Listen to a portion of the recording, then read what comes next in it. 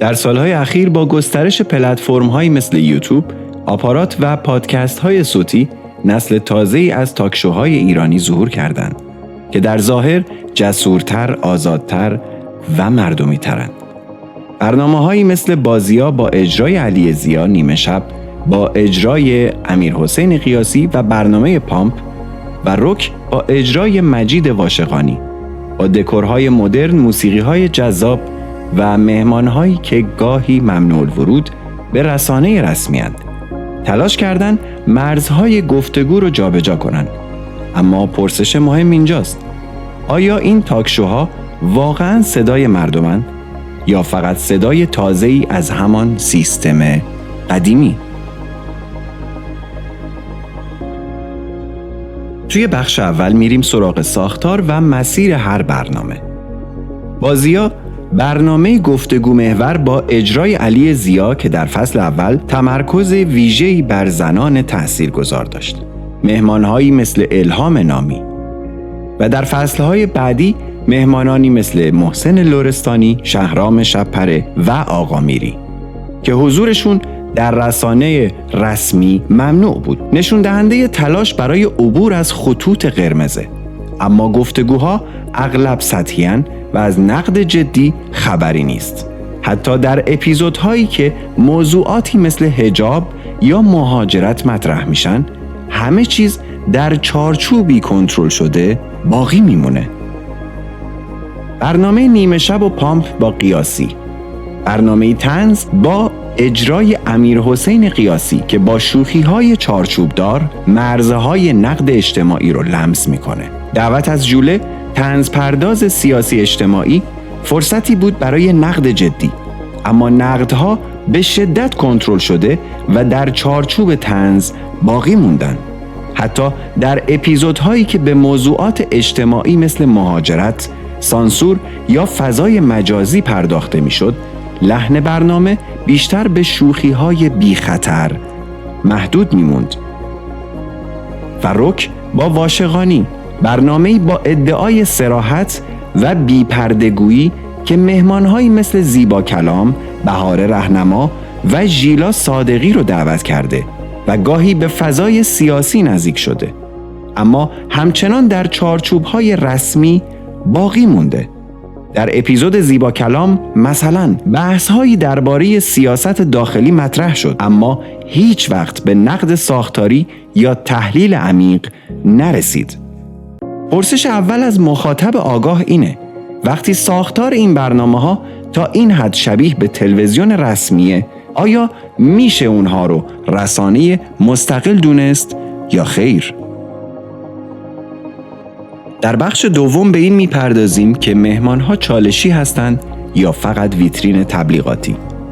در ظاهر دعوت از چهره‌های ممنوعه جسورانه است، اما در عمل گفتگوها به گونه‌ای طراحی شدند که هیچ خط قرمزی شکسته نشه.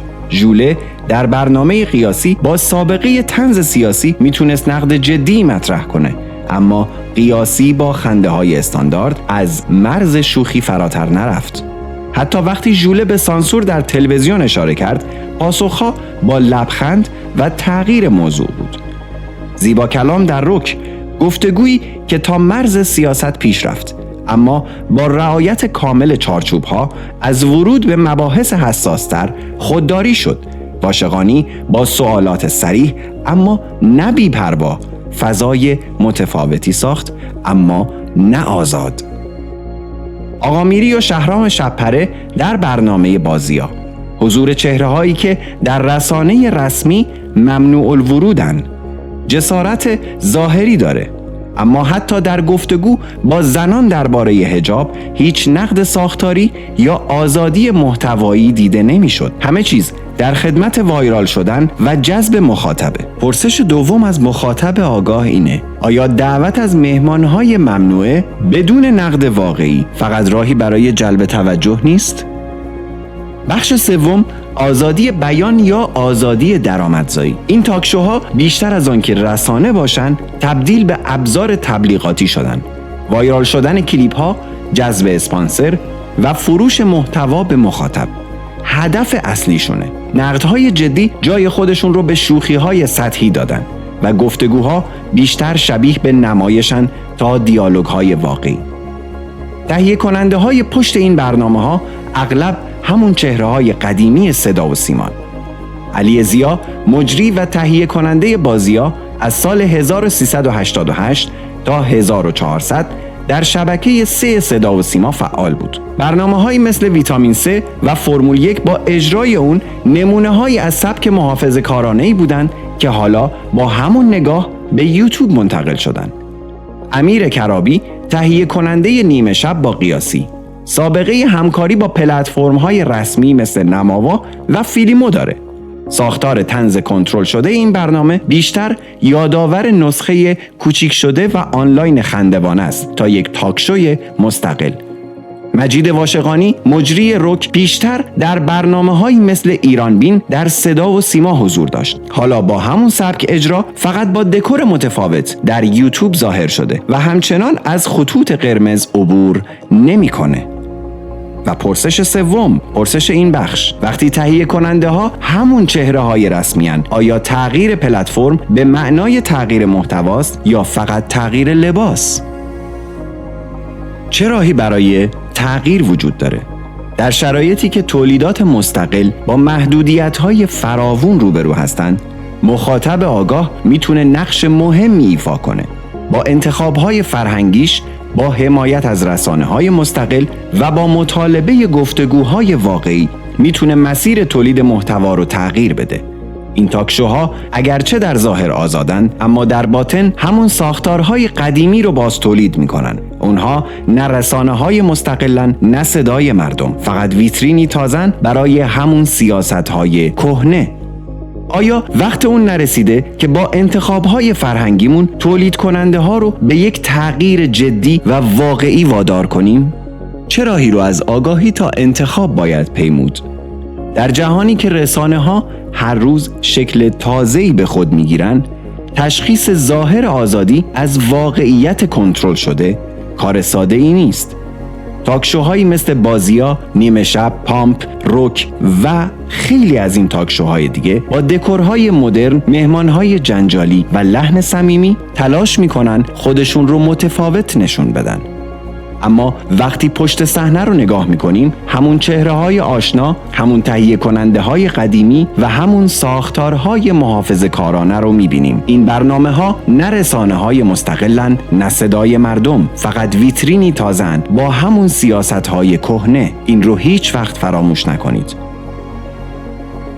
موقعیت مخاطب آگاه چیه؟ یک عنصر کلیدی وجود داره که میتونه همه چیز رو تغییر بده. مخاطبی که میپرسه چرا این برنامه‌ها با وجود ظاهر متفاوت همچنان از نقد واقعی پرهیز میکنن؟ چرا گفتگوها به جای عمق به سطح و شوخی محدود میشن؟ چرا مهمانهای ممنوعه فقط برای جذب کلیک دعوت میشن، نه برای شنیدن صدای متفاوت؟